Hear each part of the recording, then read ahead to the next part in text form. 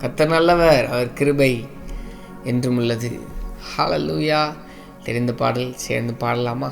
பரிசுத்தமாகுதலை பயத்தோடென்றும் காத்து கொள்வோம்.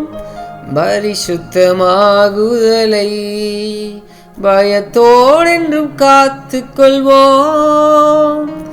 எக்காலம் தோணிக்கையில் மறுரூபமாக எழும்புவோமே மகிமையிலே. எக்காலம் தோணிக்கையில் மறுரூபமாக எழும்புவோமே மகிமையிலே. உயிர்த்தெழுந்தாரே அல்லேலூயா, ஜெயித்தெழுந்தாரே. உயிருடன் எழுந்த மீட்பரேசு என் சொந்தமானாரே. ஹல்லேலூயா. என்ன பாட்டு எழுதினாரோ, உயிர்த்தெழுதலை பாடினாலும் பிறப்பை பாடினாலும் எங்கே பாடினாலும் எவ்வளோ அழகா அந்த ரட்சிப்புக்குள்ளே நடத்துகிற உயிருடன் எழுந்த மீட்பர் இயேசுவின் சொந்தமானாரே அந்த ரட்சிப்பின் அனுபவத்தை பாடி, ஏசப்பா வந்த அந்த முதல் நாளை பாடி. ஹல்லேலூயா. அதுதாங்க கிறிஸ்மஸ். ஹல்லேலூயா. நமக்கு எது கிறிஸ்மஸ்? அதுதான். கர்த்தர் எவ்வளவு நல்லவர், எவ்வளவு நல்லவர். சில அழகான வசனங்கள் இருக்கிறது. யோவான் 3:18-5:24. நல்ல சில விஷயங்களை நம்ம கூர்ந்து கவனித்து ஸ்தோத்திரம் செலுத்த போகிறோம். நான் தேவனுக்கு பிரியமாக்கப்பட்டிருக்கிறேன் எப்படி? அதை நம்ம தியானிச்சிட்டே வரோம். அதில் இதுவும் ஒரு வார்த்தை. அவரை விசுவாசிக்கிறவன் ஆக்கினைக்குள்ளாக தீர்க்கப்படான். விசுவாசியாதவனோ தேவனுடைய ஒரே பேரான குமாரனுடைய நாமத்தில் விசுவாசம் உள்ளவனாயிராதபடியால் அவன் ஆக்கினை தீர்ப்புக்கு உட்பட்டு ஆயிற்று என்று வசனம் சொல்கிறது. நான் என் பாவங்களுக்காக தண்டிக்கப்பட வேண்டிய ஒரு இடத்துல அவர் இருந்ததினால் நான் இன்றைக்கு பிதாவினால் அங்கீகரிக்கப்பட்டிருக்கிறேன்.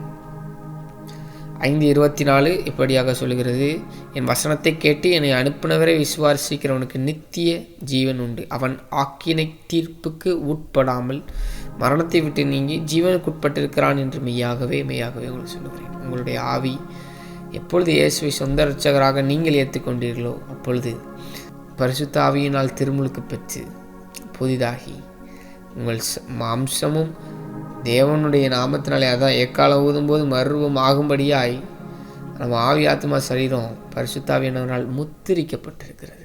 நம்ம அடைய வேண்டிய ஆக்கினை தீர்ப்பை ஏன் அவர் அடையணும்? யோசித்து பாருங்க. நம்ம சில விஷயங்களை ரொம்ப ஈஸியாக அப்படி கடந்து வாசிட்டு போயிடும். நான் ஆக்கினை தீர்ப்புக்கு உட்பட்டு ஆயிற்று என்று என் கதை முடிக்கப்பட்டிருந்த இடம் அது. ரோமர் 3:21 அப்படித்தானே சொல்லுது. எல்லாரும் பாவம் செஞ்சாச்சு, சோழி முடிஞ்சிச்சு. நான் அடைந்த நிலைமையை ஒருவர் வந்து பரிசுத்தமாய் வாழ்ந்து அவருடைய நீதியினால் என் நீதிமகன் ஆக்கினார். பிதாவின் பார்வையிலே நான் பிரியமுள்ளவனானே. பரிசுத்தாவியானவரை நீ பரிசுத்தமாக்கினார், சாங்டிஃபை பண்ணார் ஏசப்பாவோட ரத்தத்தினால.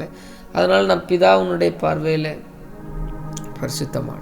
இந்த 3வது விஷயத்தை நம்ம தியானித்து ஸ்தோத்திரம் செலுத்தி கொண்டிருக்கிறோம். நான் அங்கீகரிக்கப்பட்டவனானேன். நான் எப்படி அங்கீகரிக்கப்பட்டவனானேன்? நான் என் இடத்துல இன்னொருத்தர் நின்று எனக்குரியதை அவர் எடுத்து கொண்டதுனால நான் அவருக்கு அங்கீகரிக்கப்பட்டவனானேன். ரோமர் 8:1 இப்படிதான் சொல்லுது. இது நடந்தேறுகிற காரியத்தை சொல்லுகிறது. நான் இப்போ 2 இது வாசித்தது ரட்சிக்கப்பட்டால் இது நடந்தேறுகிற காரியம், தினந்தனம் நடக்க வேண்டிய காரியம். ஆவியின்படி நடக்கிறவனுக்கு ஆக்கினை தீர்ப்பில்லை. ஹல்லேலூயா. நம்ம கண்டிப்பாக ஆவியினால் தான் நடக்க போகிறோம். நம்ம ஸ்தோத்திரம் செலுத்த கடமைப்பட்டிருக்கிறோம். நான் இருக்க வேண்டிய இடத்திலே அவர் இருந்தார். அதனால் நாம் பிதாவின் பார்வையில் அங்கீகரிக்கப்பட்டவர்களாக இருக்கிறோம். பிசாசு உங்களை ஏமாத்தினான்னா அவன்கிட்ட சொல்லுங்கள், நான் ஏன் நீதினால பிதாவிட்ட போல கிறிஸ்துவுக்குள்ளாக நான் போகிறேன்.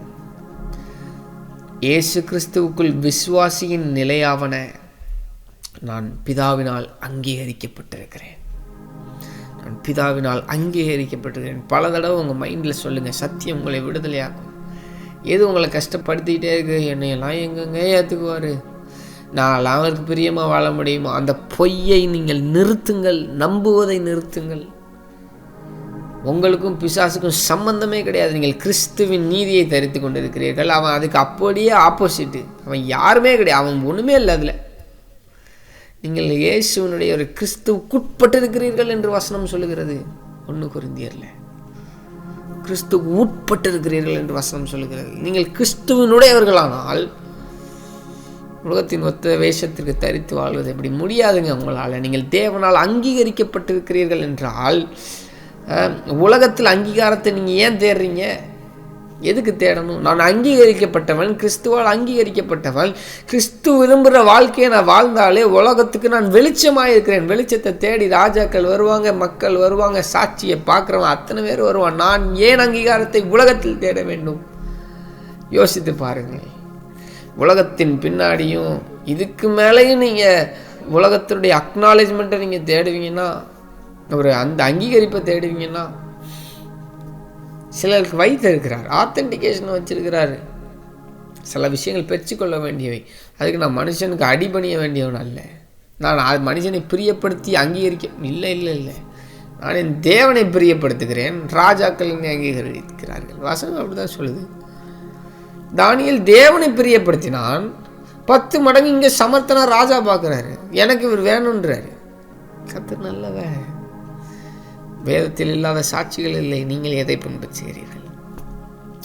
நாம் அங்கீகரிக்கப்பட்டிருக்கிறோம். பிசாசனுடைய வார்த்தைகளுக்கு செவி கொடாதிருங்கள். மாம்சம் சொல்லும் சில தேவையில்லாத என்விரான்மெண்டல் இன்ஃப்ளூயன்ஸ்டு வார்த்தைகளை பயன்படுத்தாதிருங்கள். சொல்லாதிருங்கள். எனக்கும் கர்த்தருக்கு என்ன சம்பந்தம்? சொல்லாதிருங்கள். உசுரை கொடுத்து மீட்டிருக்காரு. கண்ணீரோடு ஸ்தோத்திரம் செலுத்த வேண்டிய தருணங்க. ஸ்தோத்திரம் செலுத்துவோமா? சந்தோஷமா சொல்லுங்க, டேடி நீ மீட்டு கொண்டீரே, ஸ்தோத்திரம். அப்போ அதுக்கு என்னை அங்கீகரிக்கப்பட்டவனாக மாற்றுவதற்காக ஹல்லேலூயா, அங்கீகாரத்தையே உடைய நீர், அப்போ வழங்கும் நீர், எங்களுக்காக ஆக்கினை தீர்ப்புக்கு எங்களை விலக்கி மீட்பதற்காக நீர் அந்த இடத்துக்கு வந்தீங்களே, இந்த சிலுவைக்கு வந்தீங்களே, அதற்காக ஸ்தோத்திரம்ப்பா. ஆக்கினை தீர்ப்புக்கு உட்பட்டாயிடுச்சுன்னு இந்த இடத்துல இருந்த எங்களை மீட்டு பரிசுத்தமாக்கி இன்னைக்கு அங்கீகாரத்தோடு உட்கார வச்சிருக்கிறீங்களே, அதுக்காக ஸ்தோத்திரம். பிசாசின் பொய்களை நாங்கள் களைந்து போடுகிறோம் இயேசுவின் நாமத்தினாலே. பார்க்கிற ஒவ்வொருத்தருடைய வாழ்க்கையில் மைண்டில் நான் ஒரு டெலிவரன்ஸை பேசுகிறேன் இயேசுவின் நாமத்தினாலே. பரிசுத்தம் உண்டாகட்டும், பரிசுத்தம் உண்டாகட்டும், சகலமும் ஒழுங்காகட்டும் இயேசுவின் நாமத்தினாலே. பிதா சுதன் பரிசுத்தாவியானவர் எப்படி இருக்கிறாரோ அப்படியே ஒழுங்காகட்டும் இயேசுவின் நாமத்தினாலே. இந்த தேவனுடைய சரீரமாக இருக்கிறபடியால் உலகத்தினுடைய பொய்களுக்கும் வேஷங்களுக்கும் பிசாசின் பொய்களுக்கும் இடமில்லை என்று சொன்னான்.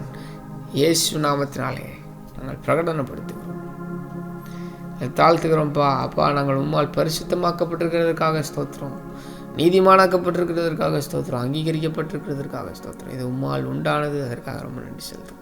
இயேசு மூலமே ஜெபிக்கிறோம் ஜீவனால தகப்பனே, ஆமென். தேங்க்யூ.